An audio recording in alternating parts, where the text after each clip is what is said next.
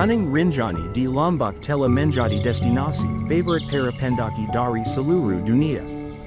Namun, ada lebih dari sekadar tantangan fisik dalam mendaki gunung ini. Dengan ketinggian lebih dari 3.700 meter, Gunung Rinjani menawarkan pemandangan yang luar biasa. Danau Segara Anak di Puncak Rinjani adalah salah satu keajaiban alam yang jarang diketahui. Konon, danau ini dianggap sakral oleh masyarakat setempat.